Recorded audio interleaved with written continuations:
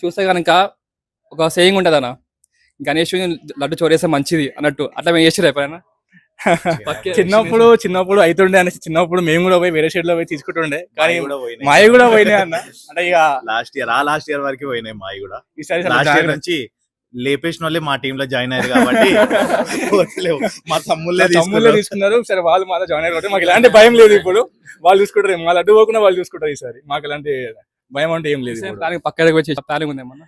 ఇక అలా అయితే ఏం లేదు. ప్రెసెంట్ అయితే దేవుడు ఇక అనుగ్రహిస్తే తీసుకోమంటే పోయి తీసుకుంటాం తప్ప మా చేతి అయితే ఏం లేదన్న. ఇంకా నువ్వు తీసుకోండి. ఓకేనా? ఇప్పుడు ఇంత మండపం కట్టింగ్ కదన్నా, చిన్నప్పుడు చెప్తున్నా, మండపం కట్టప్పుడు కట్టెలు అయితే ఇంపార్టెంటో తెలుసు అందరికి. ఎప్పుడైనా కట్టెలు తక్కువైతే పక్క ఎక్కువ తీసుకోవడం అట్లా, లేకపోతే బిల్లుకి ఎప్పుడు వచ్చేట వేసారు? మొన్న కూడా తీసుకున్నాం అన్న. పర్మనెంట్ షెడ్ వేసినాక కూడా మాకు కట్టెలు అవసరం ఉండే, పోయి తెచ్చుకున్నాం అన్న. వాళ్ళు వచ్చి అడిగితే అన్న మేము మళ్ళీ ఇస్తామంటే సెట్ అయిపోయింది.